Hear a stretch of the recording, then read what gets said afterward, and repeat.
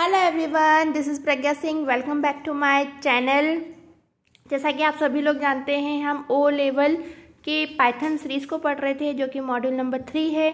और आपको बता देना चाहती हूँ मैं फिर से कि जो आप पाइथन की सीरीज़ पढ़ रहे हैं, ये ओ लेवल के साथ साथ ए लेवल और 11-12 के लिए भी बहुत महत्वपूर्ण है। ओके फ्रेंड्स, आज के वीडियो लेक्चर में हम चैप्टर 1 के आगे के टॉपिक पढ़ेंगे, जिसमें अब हम सीखेंगे आज source code and object code. Basically source code and object code programming language का ही एक हिस्सा है। आपने जो प्रोग्रामिंग लैंग्वेज मेरी पिछली वीडियो में देखा है, उसी को हम आगे बढ़ा रहे हैं और उसी प्रोग्रामिंग लैंग्वेज को आगे बढ़ा के अब हम देखते हैं सोर्स कोड क्या होता है, ऑब्जेक्ट कोड क्या होता है, कंपाइलर क्या होता है, लिंकर एंड लाइब्रेरी क्या होती है। चलिए आइए देखते हैं।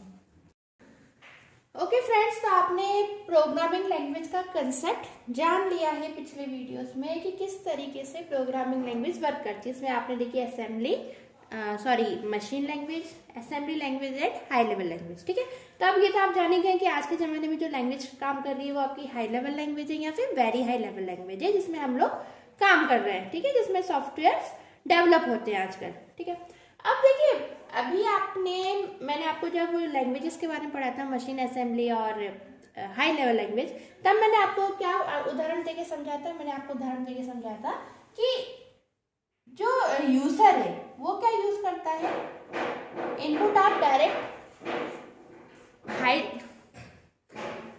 लेवल लैंग्वेज प्रोग्राम में आप यूजर को परमिशन है कि वो डायरेक्ट अपनी ऑन इंग्लिश लैंग्वेज जो जनरली वो यूज करता है उसमें अपने डाटा को लिख सकता है। ठीक है, और उसके बाद मैंने आपको हाई लेवल लैंग्वेज में बताया था कि मीडिएटर सॉफ्टवेयर यूज होता है, जिसको हम कंपाइलर एंड इंटरप्रेटर बोलते हैं।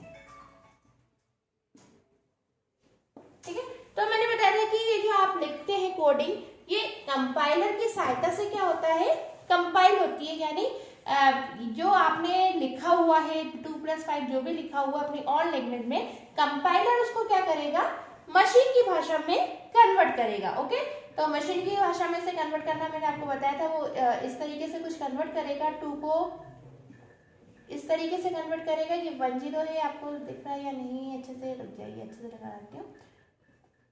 ठीक है, 2 को, देन वो 5 को भी कन्वर्ट करेगा। और मान लीजिए आपने यहाँ पे प्लस का सिंबल लगाया है, तो प्लस को भी वो इस तरीके से कन्वर्ट कर देगा, क्योंकि प्रोसेसर मशीन की भाषा को ही समझता है, वो आपके 2+5 को नहीं समझता।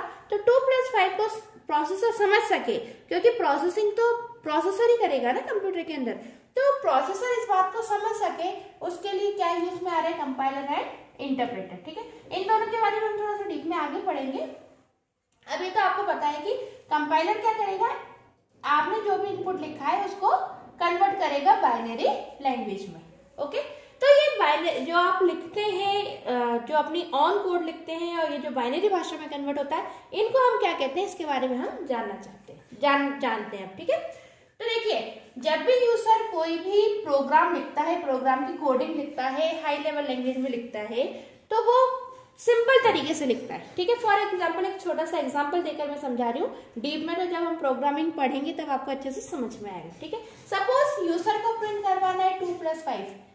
ठीक है, 2+5 यानी उसको 7 आंसर चाहिए, उसको 2+5 का कैलकुलेशन जानना है कि 2+5 कितना होता है। ठीक है, तो यूजर को अपनी कोडिंग में कुछ इस तरीके से लिखना होगा, print f, okay, then brackets लगाने होंगे और 2+5 लिखना होगा और उसके बाद इस तरीके से सेमीकोलन लगाना होगा। ठीक है, आप कंफ्यूज मत हो जाना, ये आप कैलकुलेटर पे काम नहीं कर रहे हैं। अब आप कैलकुलेटर के लिए एक छोटा सा प्रोग्राम लिखने जा रहे हैं, जिसमें मैंने आपको सिर्फ और सिर्फ एक छोटी सी लाइन लिखकर बताई है। ये बेसिकली बहुत बड़ा बनता है। एक छोटा सा एग्जांपल दे रही हूँ कि आपको मान लो 2 नंबर को जोड़ने का एक छोटा सा प्रोग्राम बनाना है, तो आप क्या लिखेंगे, सिर्फ और सिर्फ छोटा सा आपने लिखा प्रिंट एफ, ब्रैकेट लगाए, उस ब्रैकेट के अंदर लिखा 2+5 और ब्रैकेट को बंद करना है और इस तरीके से आपको क्या करना है, सेमीकोलन लगाना है। ठीक है, अब देखिए, ये प्रोग्राम लिखने का एक तरीका होता है। आप डायरेक्ट जो अपना सॉफ्टवेयर है उसमें यदि आप 2+5 करवाना चाहते हैं तो सिर्फ 2+5 नहीं लिखेंगे,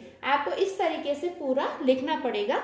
ये प्रोग्राम लिखने के तरीके को आप बिल्कुल ऐसे समझ लीजिए जैसे आप नॉर्मल इंग्लिश या हिंदी लिखते हैं, तो आपको इंग्लिश और हिंदी लिखने के लिए भी कुछ ग्रामर के रूल्स फॉलो करने होते हैं। जैसे कि कहाँ पर क्वेश्चन मार्क आएगा, ठीक है, किस जगह कॉमा आएगा, किस जगह फुल स्टॉप आएगा, किस जगह आपको डबल इन्वर्टेड कॉमा का यूज करना है। जैसे किसी का नाम लिखना होता है तो आप इस तरीके से डबल इन्वर्टेड कोट्स का यूज करते हो, कहीं पर आप सिंगल कोट्स का यूज करते हो।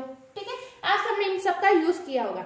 जब आप बोलते हो या आप लिखते हो तो आप इस तरीके के ग्रामर का यूज करते हो, यानी आप इंग्लिश लिखने के कुछ नियम होते हैं उनका यूज करते हो। ठीक है, इसी प्रकार आपके कंप्यूटर प्रोग्रामिंग लिखने की भी एक ग्रामर है और उस ग्रामर को हम क्या बोलते हैं, सिंटैक्स बोलते हैं। ठीक है, तो जब भी आप कंप्यूटर की प्रोग्रामिंग लिखेंगे आपको सिंटैक्स के रूल्स का फॉलो करना होगा, यानी जो भी आपकी प्रोग्रामिंग लैंग्वेज की ग्रामर है उसको आपको फॉलो करना होगा। ठीक है, तो प्रोग्रामिंग लैंग्वेज की जो ग्रामर है वो इस तरीके से कहती है कि यदि आपको मान लो 2 + 5 का एडिशन करवाना है तो आपको कोडिंग इस तरीके से लिखनी होगी, print f then bracket then 2 + 5 bracket close and semicolon. ठीक है, ये कैसे रन होता है ये हम आगे देखेंगे, अभी तो सिर्फ आप एक लाइन जान लीजिए।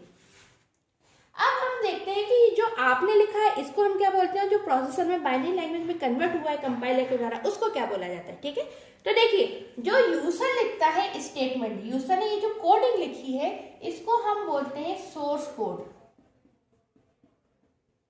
ओके फाइन, इसको हम बोलते हैं सोर्स कोड। अब सोर्स यानी सोर्स कोड को क्या हो गया, सोर्स कोड हो गया जो प्रोग्रामर अपने पेज पर लिख रहा है, अपने सॉफ्टवेयर के पेज पर लिख रहा है, जिसको वो रन कराना चाहता है, वो क्या कहलाता है, सोर्स कोड कहलाता है। ठीक है, अब सोर्स कोड जो प्रोग्राम में नॉर्मली लिखा जा रहा है, ये जो जितना भी टेक्स्ट है इसको हम क्या बोल सकते हैं, प्लेन टेक्स्ट। ठीक है, तो ये आप सोर्स कोड कह सकते हैं, इसको आप प्लेन टेक्स्ट भी कह सकते हैं। ठीक है, तो जो यूजर अपना प्रोग्राम लिखता है, अपनी कोडिंग लिखता है ना, प्रोग्रामिंग सिंटैक्स को फॉलो करते हुए, यानी प्रोग्रामिंग लैंग्वेज के सिंटैक्स को फॉलो करते हुए यूजर जो भी कोडिंग लिखता है, इस कोडिंग को हम क्या बोलते हैं, सोर्स कोड बोलते हैं। ठीक है, अब सोर्स कोड लिखने के बाद प्रोग्रामर अपने प्रोग्राम को क्या करता है, कंपाइल करता है। ठीक है, देखिए कंपाइलर एक सॉफ्टवेयर है और इस सॉफ्टवेयर को रन करने के लिए कोई भी हम प्रोग्राम बनाते हैं तो उस प्रोग्राम में एक ऑप्शन आता है कंपाइल का, जो कि आप प्रोग्राम जब चलाएंगे तब आपको ये ऑप्शन मिलेगा, उसमें मैं आपको बताऊंगी ऑप्शन कहाँ मिलता है। ठीक है, तो प्रोग्राम बनाने के बाद आपको कंपाइल के ऊपर क्लिक करना होता है। कंपाइल के ऊपर जब आप क्लिक करते हैं तो कंपाइलर काम करने लगता है, और ये कंपाइलर क्या करता है, ये कंपाइलर जो भी आपने सोर्स कोड लिखा है इस सोर्स कोड को ऑब्जेक्ट कोड में कन्वर्ट करता है। ठीक है, यानी जो आप बाइनरी लैंग्वेज जो देख रहे हैं जिसमें बाइनरी में जो कोड कन्वर्ट हुआ है, ये कोड किसने कन्वर्ट करवाया है, कंपाइलर ने। ठीक है, तो आप जो भी सोर्स कोड लिखते हैं वो सोर्स कोड कंपाइलर के द्वारा कन्वर्ट होता है, किसमें, बाइनरी लैंग्वेज में। ठीक है, और जो बाइनरी लैंग्वेज में कन्वर्ट हुआ है आपका ये कोड, इसको क्या बोलते हैं, इसको हम बोलते हैं ऑब्जेक्ट कोड।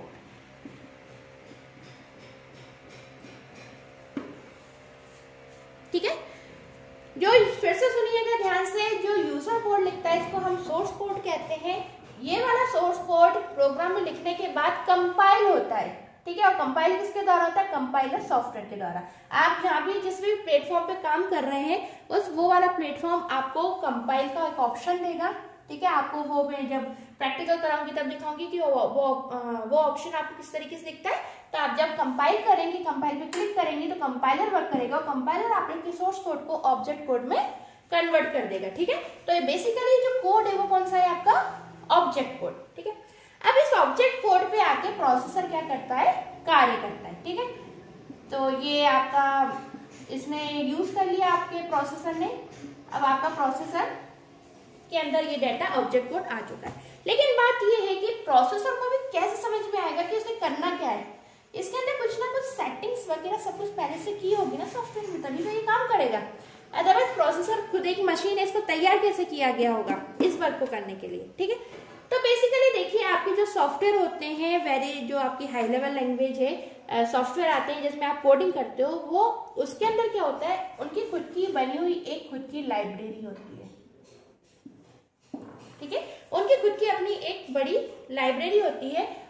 उस लाइब्रेरी के अंदर हर बात का मतलब लिखा होता है कि यूजर ऐसा बोलता है तो कंप्यूटर को किस तरीके से उस चीज को परफॉर्म करना है। जैसे कि हमने यहाँ पे प्रिंट एफ लिखा, तो प्रिंट एफ का वास्तविक मतलब क्या है, ये हमें तो समझ में आ रहा है, ह्यूमन बीइंग है कि प्रिंट करवा दो, बट मशीन कैसे समझे कि प्रिंट एफ का क्या मतलब होता है। तो प्रिंट एफ का मतलब लाइब्रेरी के अंदर मेंशन है कि प्रिंट एफ जब यूजर लिखता है तब उसका मतलब तुमको डेटा को क्या करवाना है, प्रिंट करवाना है। ठीक है, तो बेसिकली जो भी आपका सॉफ्टवेयर है उसके अंदर अपनी खुद की एक बड़ी लाइब्रेरी होती है।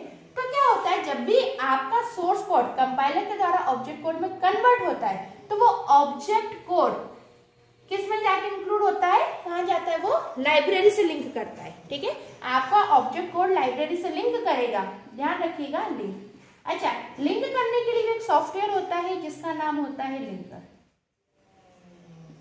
ठीक है, तो जब आपका सोर्स कोड ऑब्जेक्ट कोड में कन्वर्ट होता है तब लिंकर सॉफ्टवेयर क्या करता है, जो सॉफ्टवेयर के अंदर बनी हुई पहले से लाइब्रेरी रखी हुई है उससे ऑब्जेक्ट कोड को क्या करा देता है, लिंक करा देता है, जिससे जो भी सॉफ्टवेयर होता है, जो भी प्रोसेसर होता है वो समझ जाता है कि वास्तव में उसको इन कोड्स का करना क्या है, इन कोड्स के ऊपर जो यूजर ने कोड लिखा है तो इन कोडों के लिए उसको क्या स्टेप फॉलो करनी है प्रोसेसर को। ओके फाइन, तो ये चीजें समझ में आई आपको कि यूजर जो डाटा लिखता है, कोड लिखता है, उसको हम सोर्स कोड कहते हैं। कंपाइलर के द्वारा जो कोड कन्वर्ट होता है बाइनरी लैंग्वेज में वो कहलाता है हमारा ऑब्जेक्ट कोड। बाइनरी लैंग्वेज यानी वो किस में कन्वर्ट हो रहा है, मशीन कोड में, है ना, मशीन लैंग्वेज में। तो सोर्स कोड जब मशीन लैंग्वेज में कन्वर्ट हो जाता है तो हम उसको क्या बोलते हैं, ऑब्जेक्ट कोड। ऑब्जेक्ट कोड के बाद लिंकर सॉफ्टवेयर होता है जो कि लाइब्रेरी से ऑब्जेक्ट कोड को क्या कराता है, लिंक कराता है। फ्रेंड्स, आज के वीडियो लेक्चर में इतना ही। इसके आगे हम नेक्स्ट वीडियो में और डीप में पढ़ेंगे। बने रहिएगा वीडियो लेक्चर में। Keep learning, please like, share and subscribe.